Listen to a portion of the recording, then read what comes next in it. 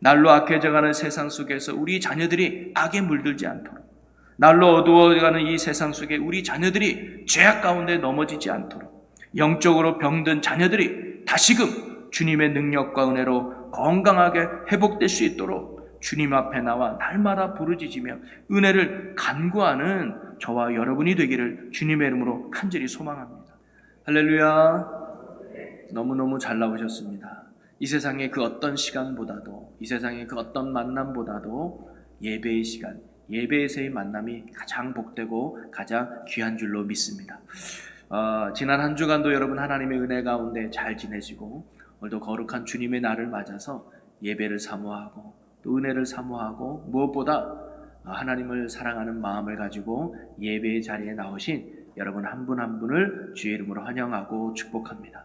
오늘도 예배에 나오는 이 시간을 통해서 하나님이 부어주시는 큰 은혜 속에서 새로운 믿음의 도전을 받고 새로 시작하는 이번 한 주간도 여러분 예수 안에서 또 믿음 안에서 성령의 충만한 가운데 풍성하고 복된 믿음의 나날이 되시기를 주님의 이름으로 간절히 축원합니다. 우리 옆에 분과 인사 나눌까요? 하나님은 당신을 사랑하십니다. 잘 나오셨습니다. 사랑하고 축복합니다. 감사합니다. 저는 오늘 부목사님이 봉독해 준 말씀을 가지고 귀신 들린 아들을 고치시다 라는 제목으로 여러분 오늘도 예수님의 기적의 이야기를 함께 나눠보려고 하는데요. 사실 지난주에는 우리가 변화산에서 일어난 사건을 여러분과 함께 나누었죠. 오늘 말씀은 변화산 사건이 있은 뒤에 일어난 또 다른 기적의 이야기입니다. 예수님이 제자들과 함께 산에서 내려왔더니 한 아버지가 자신의 아들이 귀신 들려서 고통 가운데 있다고 부르짖으며 고쳐달라고 예수님 앞에 간청하는 거예요. 그리고 예수님은 그 아들을 능히 고쳐주셨다는 것이 오늘 본문 말씀의 내용이죠. 그러면서 오늘 예수님께서 행하신 이 기적의 말씀을 통해서 오늘 주님이 우리에게 주시는 귀한 뜻이 무엇인가를 발견하고 나아가서 오늘도 주님이 우리에게 원하는 믿음의 삶이 무엇인가, 또 주님이 원하는 믿음의 사람으로 다듬어지고 세워지는 은혜가 오늘 우리 모두에게 있기를 주님의 이름으로 간절히 소망합니다. 그리하여 오늘 말씀 속에 일어났던 주님의 역사와 기적이 앞으로 우리의 삶에도 일어나는 그런 축복과 은혜의 삶이 우리 모두에게 있기를 주님의 이름으로 간절히 축원합니다. 자, 오늘 말씀 37절 보니까 이렇게 기록하고 있어요. 이튿날 산에서 내려오시니 큰 무리가 맞을세라고 합니다. 자, 예수님이 산에서 제자들과 함께 내려오셨어요. 왜 내려오셨을까요?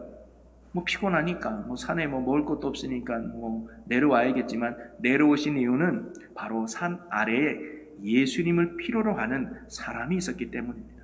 자, 그런데 오늘 이 산이 예수님과 제자들이 함께 머물다가 내려온 그 산은 보통 산이 아니었어요. 여러분 어떤 산입니까? 예수님의 영광이 임했던 산, 모세와 엘리야가 임하며 십자가의 능력을 이야기했던 산. 그래서 베드로 제자들에게는 예수님의 영광을 보고 십자가의 은혜를 깨닫고 하나님의 귀한 음성을 들었던 참으로 놀랍고 신비로운 은혜를 경험했던, 한마디로 말하면 은혜의 산이 바로 이 변화산 아니었습니까? 그래서 그 순간이 얼마나 좋았던지 베드로는 여기 있는 것이 좋사오니, 그래서 아예 초막을 짓고 제가 이곳에서 영원히 살고 싶습니다라고 말할 정도로 이 베드로는 그것이 너무너무 좋았던 거예요. 자, 그러나 예수님은 아니었습니다. 베드로는 그곳에 머물고 있기를 원했지만 예수님은 그곳에 머물러 있기를 원하지 않으셨던 거죠. 예수님은 제자들이 은혜의 산에 머물러 있기를 원하지 않으시고 그 산에 내려오기를 원하셨다는 거예요. 이유는요, 산 아래에 예수님을 필요로 하는 사람들이 있었기 때문입니다. 이처럼 예수님은요, 제자들이 은혜 받은 자리에만 머물러 있는 것이 아니라 그 자리를 떠나서 주님의 은혜를 나눠주는 자리로 나아가기를 하나님이 원하셨다는 거예요. 한마디로 말하면 은혜의 자리를 넘어서 사명의 자리로 나아가는 것이 주님이 우리에게 원하는 믿음의 삶이라는 겁니다. 예수님은 베드로가 주님의 영광을 본 것으로 머물러 있는 것이 아니라 그 영광의 주님을 전할 수 있는 산 아래로 내려가기를 원하셨고요. 예수님은 베드로가 십자가의 주님을 만난 것으로만 머물러 있는 것이 아니라 그 십자가의 주님을 전할 수 있는 산 아래로 내려가기를 원하셨습니다. 예수님은 베드로가 하나님의 음성을 들은 것으로 머물러 있는 것이 아니라 하나님의 그 귀한 음성을 전할 수 있도록 산 아래로 내려가셨던 것이죠. 창세기 12장에는 하나님이 아브라함을 부르시는 장면이 나옵니다. 거기에 이렇게 기록되어 있지요. 창세기 12장 2절에 보면 내가 너로 큰 민족을 이루고 내게 복을 주어 내 이름을 창대하게 하리니 너는 복이 될지라. 하나님이 아브라함을 부르실 때 내가 너로 큰 복을 주어서 내 이름을 창대하게 하겠다라는 축복만 약속하신 게 아니었던 거예요. 이렇게 축복을 누린 후에 너는 복이 될지라라는 말씀을 덧붙였습니다. 복이 될지라 이 말은 전에 한글 성경은 복의 근원이 되라라는 말씀으로 해석되기도 합니다. 즉 복을 흘러보내는 자가 되라는 말씀이거든요. 이는 아브라함이 하나님의 축복을 받은 것에 머물러 있는 자가 아니라 그 축복을 세상에 흘러보내는 믿음의 사람이 되라는 말씀이죠. 하나님이 아브라함에게 축복을 주신 이유가 바로 여기에 있는 거예요. 하나님이 아브라함을 축복 주신 것은 나 혼자 잘 먹고 잘 살라는 것이 아니라 그 받은 축복을 세상 사람들에게 나눠주면서 그들이 하나님을 알게 하려는 사명이 바로 아브라함에게 있었던 겁니다. 여러분, 오늘도 주님은 우리에게 은혜를 베푸시고 우리에게 축복을 주시는 하나님이신 줄로 믿습니다. 그런데 그 하나님이 우리에게 은혜를 베풀고 축복을 주시는 이유는 그 은혜 안에만 머물러 있으라고, 축복 안에만 머물러 있으라고 주신 게 아니라는 거예요. 주님을 필요로 하는 세상으로 내려가 주님이 베푸신 그 은혜를 나누고 주님이 베푸신 그 축복을 흘러보내는 자가 되라는 사명이 오늘 저와 여러분에게 있는 줄로 믿으시기를 바랍니다. 우리가 은혜 받는 것도 참으로 중요하고 축복받는 것도 중요합니다. 그러나 우리의 신앙이 은혜와 축복 받은 자리에만 머물러 있는 것이 아니라 은혜의 산에서 내려와서 세상 사람들에게 하나님이 주신 그 은혜를 나누고 주님이 주신 그 축복을 나누는 이 시대의 축복의 통로, 복음의 통로로 쓰임받기를 하나님이 원하신다는 거죠. 오늘 저와 여러분이 이런 주님의 뜻을 깨닫고 은혜의 자리를 넘어서 사명의 자리로, 복음의 자리로 나아갈 수 있는 은혜가 또 그 뜻이 우리 모두에게 일어나기를 주님의 이름으로 간절히 축원합니다. 그리고 38절과 39절에는 이런 말씀이 기록되어 있어요. 우리 함께 읽어보겠습니다. 무리 중에 한 사람이 소리질러 이르되 선생님 청컨대 내 아들을 돌보아 주옵소서. 이는 내 외아들이니이다. 귀신이 그를 잡아 갑자기 부르짖게 하고 경련을 일으켜 거품을 흘리게 하며 몹시 상하게 하고야 겨우 떠나가나이다. 예수님이 이제 또 다른 사명을 안고 산에로 내려왔더니 무리들이 많이 모여 있었습니다. 그런데 그때 무리 중에 한 사람이 갑자기 나타나서 예수님 앞에 나와 소리질러 외치기를 예수님, 내 하나뿐인 외아들이 지금 귀신 들려서 이리 꼬꾸라지고 저리 꼬꾸라지고 고통 속에 지내고 있습니다. 예수님, 제발 내 아들 좀 고쳐주십시오라고 간청하고 있는 거예요. 이 아들은 오늘날 간질에 해당되는 병을 앓고 있었던 것 같습니다. 하루에도 몇 번씩 쓰러지며 거품을 흘리며 고통 가운데 있는 이 하나뿐인 아들을 바라보는 이 아버지의 마음은 얼마나 고통스럽고 얼마나 힘들었을까요?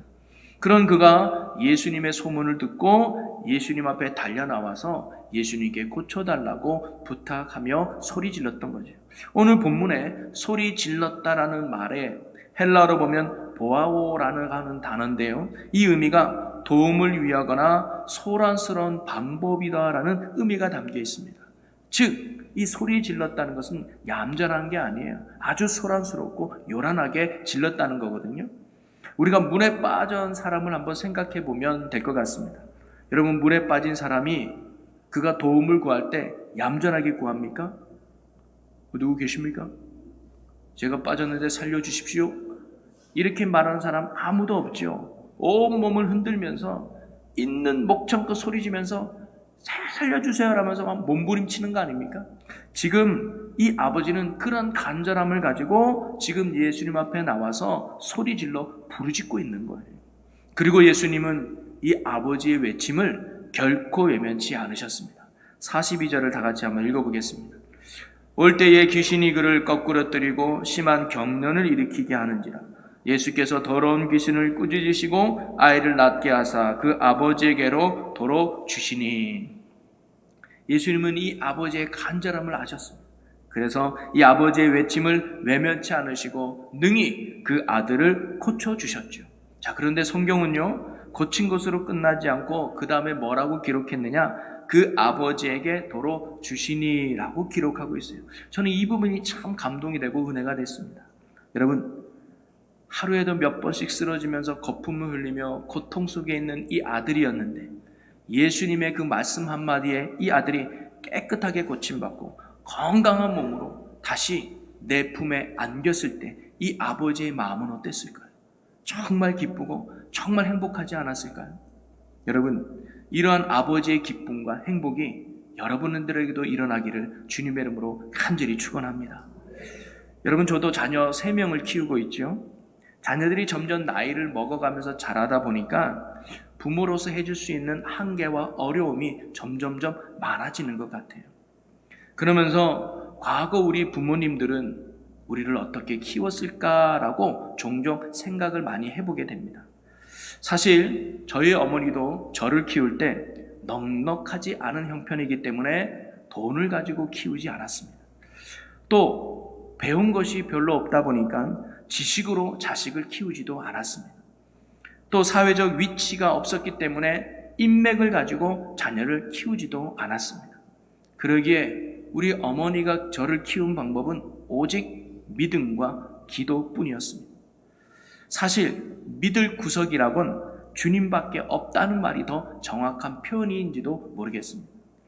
그런데 과거 우리의 믿음의 1세대였던 우리 부모님들은 모두 그렇게 자녀를 키우지 않았습니까? 어렵고 힘든 가정 형편에 정말 의지할 분은 오직 주님밖에 없었던 거죠. 남편을 봐도 희망이 없고 자녀를 보자니 내가 해줄 것은 없고, 그러니 매일같이 교회에 와서 무릎 꿇고 하나님, 내 자녀 불쌍히 여겨주십시오. 하나님, 내가 아무 능력이 없고 아무것도 할 수 없는 거 주님 아시지 않습니까? 하나님, 내 아들 내 딸 주님께 맡기오니 주님 꼭 붙드시고 올바른 길로 승리의 길로 인도하여 주옵소서라고 날마다 주님 앞에 나가서 기도하고 눈물로 부르짖었던 것이 우리 믿음의 1세대의 어머니들, 아버지들의 기도의 모습 아니었습니까? 그리고 주님은 이러한 외침을 결코 외면치 않으시고 자녀된 우리 세대에 큰 은혜를 베풀어 주신 줄로 믿습니다. 자, 그러면서 이제 우리들도 다음 세대인 자녀들을 위해서 주님 앞에 간절히 부르짖는 부모들이 돼야 되지 않겠습니까? 날로 악해져가는 세상 속에서 우리 자녀들이 악에 물들지 않도록, 날로 어두워가는 이 세상 속에 우리 자녀들이 죄악 가운데 넘어지지 않도록, 영적으로 병든 자녀들이 다시금 주님의 능력과 은혜로 건강하게 회복될 수 있도록 주님 앞에 나와 날마다 부르짖으며 은혜를 간구하는 저와 여러분이 되기를 주님의 이름으로 간절히 소망합니다. 오늘 한 아버지가 자신의 아들을 위한 이러한 간절한 부르짖음을 우리 주님께서는 결코 외면하지 않으시고 능히 그 아들을 고쳐주셨으며 다시 그 아버지의 품에 안기게 해주셨듯이 오늘 우리도 자녀들을 위해 주님께 맡기고 기도한다면 주님께서 능히 우리 자녀들을 치유해 주시고 회복시켜 주시고 건강한 모습으로 다시 우리의 품 안에 안겨주실 줄로 믿습니다. 이러한 은혜가 자녀를 위해 늘 기도하는 여러분 가운데 임하시기를 주님의 이름으로 간절히 축원합니다. 자, 그런데 이 아버지가 처음부터 예수님께 구했던 것은 아니었습니다. 자, 오늘 본문 40절의 말씀에 보면 이렇게 기록되어 있습니다. 당신의 제자들에게 내쫓아 주기를 구하였으나 그들이 능히 못하더이다 라고 나옵니다. 40절에 아버지는요, 아들을 고치기 위해서 예수님께 찾아왔습니다. 그런데 마치 예수님이 3명의 제자들과 함께 산에 올라가셨기 때문에 그곳에 계시지 않았어요. 그래서 이 아버지는 먼저 제자들에게 내 아들을 고쳐달라고 부탁을 했던 거죠. 왜 그랬을까요? 예수님의 제자들이라면 예수님과 동일한 능력이 있다고 그 아버지가 생각했기 때문이죠.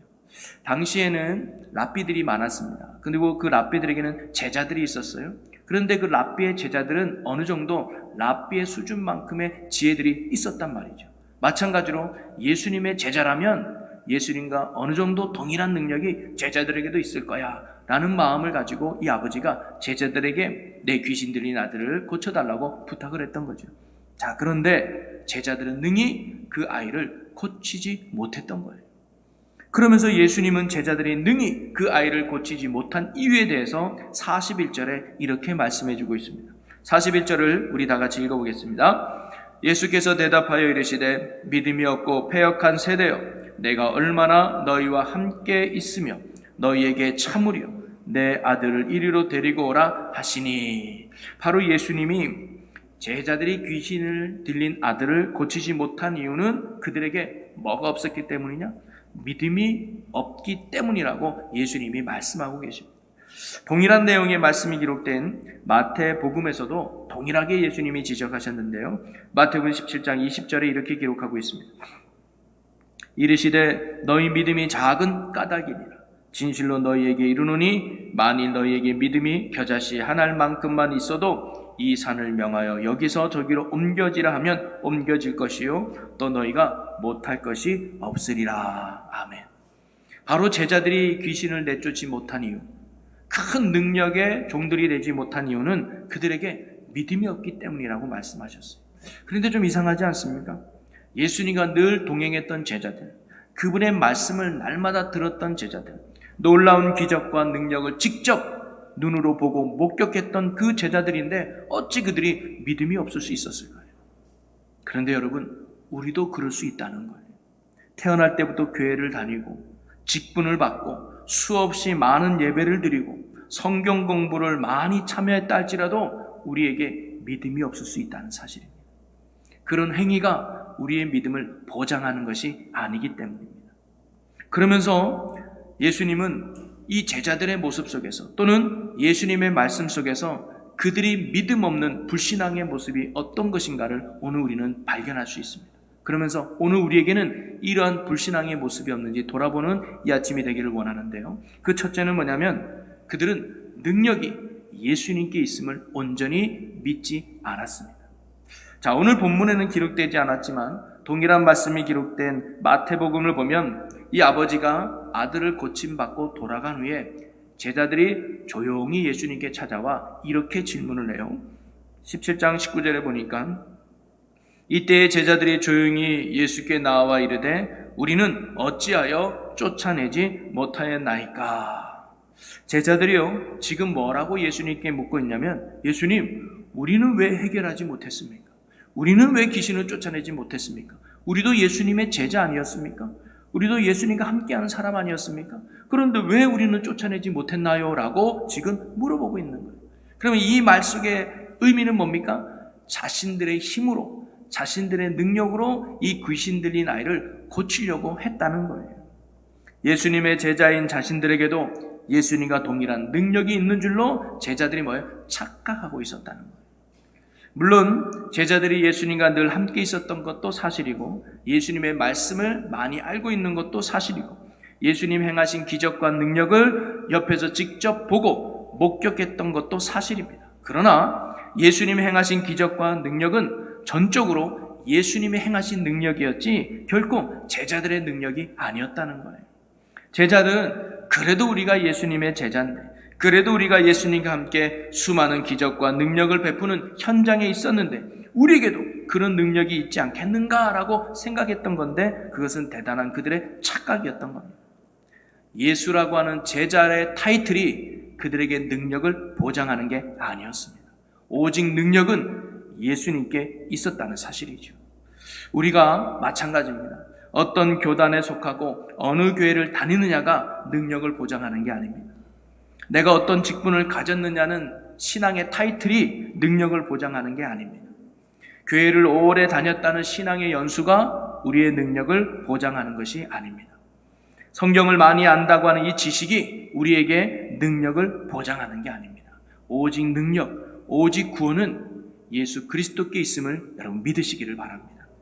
모든 것은 도구일 뿐 능력은 예수님께 있다는 것이죠. 그러기에 주님이 원하는 참 믿음은 뭐냐면 주님, 내가 할 수 있는 것은 아무것도 없습니다. 오직 능력과 오직 구원은 예수님께 있음을 믿는 신앙, 그것이 주님이 오늘 우리에게 원하는 참 믿음의 모습이라는 거죠. 사도 바울도 빌립보 교인들에게 이런 고백을 했죠. 빌립보서 4장 12절 13절에 보니까 나는 비천에 처할 줄도 알고 풍부에 처할 줄도 알아. 모든 일 곧 배부름과 배고픔과 풍부와 궁핍에도 처할 줄 아는 일체의 비결을 배웠노라. 내게 능력 주시는 자 안에서 내가 모든 것을 할 수 있느니라. 아멘. 바울은요, 자신이 어떤 형편에 처해 있든 어떤 상황에 처해 있든 자신이 늘 이기고 승리하는 능력은 오직 한 분에게 있다는 고백이에요.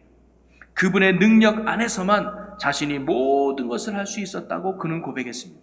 그리고 그 능력 주시는 그 한 분이 누구예요? 바로 예수님이셨던 것이죠. 여러분, 오늘도 모든 능력은 오직 예수님께 있음을 믿으시기를 바랍니다. 나의 연약함을 인정하고 나의 부족함을 인정하고 오직 능력과 구원은 예수 그리스도께만 있음을 믿고 주님만을 의지하며 사는 저와 여러분의 믿음의 삶이 되기를 주님의 이름으로 간절히 소망합니다. 예수만이 나의 유일한 구원이 되고 예수만이 우리의 유일한 능력이 되고 예수만이 우리의 유일한 소망이 됨을 믿으시기를 바랍니다. 이처럼 예수님께 소망을 두는 자, 예수님만을 바라보는 자, 그리고 예수님을 향한 시선을 빼앗기지 않는 자, 그런 자에게 오늘도 주님은 우리에게 생명이 되어주시고 능력이 되어주시고 구원이 되어주실 줄로 믿습니다. 이런 예수만이 유일한 구원이고 능력이 된다는 믿음으로 살아가는 우리 모두가 되기를 주님의 이름으로 간절히 축원합니다. 또 하나 제자들이 믿음 없다고는 증거 중에 하나가 뭐냐면 그들이 기도하지 않았다는 거예요. 자, 동일한 내용의 말씀이 기록된 마가복음에서는요, 제자들의 이러한 질문에 예수님이 이런 대답을 하셨어요. 마가복음 9장 29절 함께 읽어봅니다. 이르시되 기도 외에 다른 곳으로는 이런 종류가 나갈 수 없느니라 하시니라. 여러분, 마태복음에서는 믿음이 작은 까닭이다라고 얘기하고 누가복음에서는 믿음이 없는 이유라 얘기하고, 그런데 마가복음에서는 믿음과는 전혀 다른 기도 외에는 이런 종류가 나갈 수 없다라고 예수님이 말씀하셨단 말이죠. 이건 서로 다른 말씀일까요? 아닙니다. 믿음과 기도가 같다는 것을 지금 예수님이 우리에게 말씀하고 있는 거거든요. 믿음의 또 다른 표현이 바로 기도이기 때문입니다. 믿음 있는 사람이 기도하게 되는 것이고 기도하는 사람이 곧 믿음 있는 사람이기 때문이죠. 기도는 바로 하나님의 능력을 가져오는 밧줄과도 같은 것입니다. 기도하는 자를 통해서 주님은 능력의 은혜를 우리에게 베풀어 주시는 것이죠. 성경 속에 수많은 하나님의 능력을 경험하는 자들 뒤에는 뭐가 있었느냐? 기도하는 모습이 있었다는 거예요. 기도하는 자에게 하나님의 능력을 베풀어 준다는 거죠. 여러분, 우리의 삶에 진정 하나님의 역사하심과 하나님의 살아계심과 그분의 능력과 은혜를 경험하고 싶다면요, 우리는 기도하는 일에 힘써야 될 줄로 믿습니다. 오늘날 한국교회가 많이 약해지고 성도들이 많이 약해진 이유는 다른 데 있는 것이 아니라 교회마다 기도하는 소리가 줄어들었기 때문이 아닐까 생각이 들어요. 과거 교회가 한창 부흥할 때는요, 또 세상이 교회를 무시하지 못할 때는요, 교회에는 기도하는 소리로 날마다 넘쳐났습니다. 예배에 모이는 인원과 기도하러 모이는 인원이 큰 차이가 없었어요. 자, 그런데 오늘날 어떨까요? 예배에는 많은 인원이 모이지만 기도하는 자리에는 그만한 인원이 모이질 않습니다. 요즘 교회마다 새벽 기도를 안 하는 교회도 생겨나고요, 또는 금요 기도를 안 하는 교회도 참 많아졌습니다. 이유를 물어보니까 모이지 않기 때문이래요. 아무도 안 모이는데 만들면 뭐하냐고. 여러분, 저희 교회도 주일날만 되면 수백 명의 성도들이 예배드리러 나오죠. 오늘 일부 예배만 해도 100여 명이 넘는 성도들이 주님 앞에 나와 예배를 합니다. 그런데 새벽 예배는 몇 명 모일까요? 부끄럽지만 40여 명 모여요. 금요 기도에는 몇 명 모일까요? 그래도 그보다 조금 많아서 70여 명 모여요. 그래도 그런 분들이 있어서 참 희망이 돼요. 그리고 요즘은 조금씩 늘어가고 있어서 참 소망이 생깁니다. 그러나 여러분, 전체 인원에 비추어 본다면 너무나도 작은 기도하는 숫자가 아닐까요? 우리 교회가 하나님의 능력이 임하는 교회가 되고 다시금 이 시대에 하나님의 역사를 이루는 교회가 되기 위해서는요, 기도하는 사람이 많아져야 될 줄로 믿습니다. 여러분의 삶 속에도 살아계신 하나님의 역사와 그분의 크신 능력을 경험하기를 원한다면요, 여러분, 기도하는 사람이 되어야 됩니다. 예배 드리는 것도 중요하죠. 말씀을 하는 것도 중요합니다. 그러나 우리의 삶에 정말 진정한 하나님의 놀라운 역사와 능력을 경험하기 위해서는요, 기도에 힘쓰는 성도가 되어야 될 줄로 믿습니다. 그러기에 저는 여러분이 예배의 자리에 못지않게 기도의 자리에도 힘쓰는 성도들이 되시기를 소망합니다. 주일 예배에 참석하듯 금요 성령 기도에 나와서도 나라를 위해서, 가정을 위해서, 자녀들을 위해서, 여러분의 삶을 위해서 기도할 줄 아는 성도들이 되었으면 너무너무 좋겠습니다. 기도의 소리가 줄어드는 교회는 결코 부흥할 수 없습니다. 기도의 소리가 약한 성도는 결코 능력 있는 삶을 살아갈 수가 없습니다. 오늘 우리 모두가 오늘 주신 주님의 말씀을 귀담아 듣고 기도가 곧 능력이 됨을 믿고 날마다 기도에 힘쓰는 우리 충주교회 모든 성도 여러분이 되시기를 주님의 이름으로 간절히 축원합니다. 말씀을 정리합니다. 오늘 주님은요, 우리가요, 은혜 받는 것도 중요하지만, 축복받는 것도 중요하지만, 은혜의 자리에만 머물지 않고, 축복의 자리에만 머물지 않고, 그 받은 은혜를 가지고, 그 받은 축복을 가지고 세상 속으로 내려가서 은혜를 흘러버리는, 축복을 흘려버리는 이 시대의 구원의 통로, 축복의 통로로 쓰임받기를 원한다는 사실입니다. 그리고 주님은 우리가 자녀들을 위해서 날마다 부르짖는 한 아버지와 같은 믿음으로 살아가기를 원하십니다. 그럴 때 주님께서는 건강한 자녀를 우리의 품에 안기는 기쁨을 맛보게 해 주실 줄로 믿습니다. 그리고 주님은 우리가 믿음 있는 자로 살아가기를 원하시는 거예요. 오직 능력은 주님께 있다는 믿음의 확신을 갖고 그 주님을 붙들고 주님 앞에 나와 기도하는 일에 힘쓰는 기도의 능력자가 되시기를 주님의 이름으로 간절히 축원합니다. 우리가 이와 같이 믿음의 사람이 된다면 주님이 베푸시는 은혜와 능력 속에 살아가는 축복의 인생이 될 줄로 믿습니다. 여러분에게 그런 은혜가 임하기를 주님의 이름으로 간절히 축원합니다. 우리 이 시간 오늘 주신 말씀을 붙들고 함께 결단하며 기도하기 원하는데요. 주님, 우리가 은혜의 자리를 넘어서 사명의 자리로 나가는 자가 되게 하여 주옵소서. 자녀들을 위해 더욱 주님 앞에 부르짖는 부모가 되게 해 주옵소서. 오직 능력이 주님께 있음을 믿고 기도로 주의 능력을 의지하며 사는 자 되게 해달라고 우리 시간 다 같이 주여 크게 한번 외치고 우리 통성으로 기도하겠습니다. 주여! 할렐루야. 은혜와 사랑이 풍성하신 하나님, 우리에게 믿음을 주시옵소서. 하나님, 우리가 은혜 받는 거에 머물지 않고 축복의 자리에 머물지 않고 그 은혜를 흘러보내며 그 축복을 흘러보내는 사명의 자리로 나가는 믿음의 삶 되게 하여 주시옵소서. 하나님, 우리에게 맡겨진 자녀를 위해 더욱 주님 앞에 부르짖는 저희들이 되게 하여 주시옵소서. 모든 능력이 주께 있음을 믿고 오직 구원이 주님께 있음을 믿고 주님께 나와 부르짖고 기도하여 하나님의 살아계신과 능력을 경험하는 축복의 주인공들이 되게 하여 주시옵소서. 우리에게 큰 믿음 주시고 그 믿음의 삶을 통해 하나님의 영광을 나타내는 하나님의 귀한 백성들 자녀들 되게 하여 주시옵소서. 아멘. 주님, 우리에게 믿음 주시옵소서. 예수로 사는 믿음 주시옵소서. 예수만을 붙드는 믿음 주시옵소서. 기도하는 용사들이 되게 하여 주옵소서. 기도의 능력으로 사는 자가 되게 하여 주옵소서. 그래야 우리의 삶에 역사하시는 하나님, 능력의 하나님, 권능의 하나님을 경험하며 주님의 복음의 통로로 쓰임받는 하나님의 자녀들 되게 하여 주옵소서. 아멘. 주님 믿음 주시고 주여 이끄시고 인도하여 주시옵소서. 아멘. 주여 믿고 감사합니다. 할렐루야. 살아계신 하나님 아버지, 오늘도 이게 귀한 말씀 주심을 감사합니다. 우리가 은혜에 머무는 자가 되지 않게 하시고 축복에만 머무는 자가 되지 않게 하시고 주님 주신 은혜와 축복을 이 땅에 흘러버리는 이 시대 축복의 통로, 구원의 방주로서 역할을 감당하는 믿음의 백성들 되게 하여 주시옵소서. 하나님, 우리에게 맡겨진 그 자녀를 위해 주님께 맡기고 부르짖는 저희들이 되게 하여 주시옵소서. 모든 능력이 주님께 있음을 믿고 더욱 기도에 힘쓰는 기도의 능력으로 살아가는 주의 성도들 되게 하여 주시옵소서. 그리하여 우리의 삶에 역사하시는 능력의 하나님을 경험하며 예수 영광 나타내는 축복의 삶 되게 하여 주옵소서. 감사 영광을 주께 돌리며 예수님의 이름으로 기도합나이다. 아멘.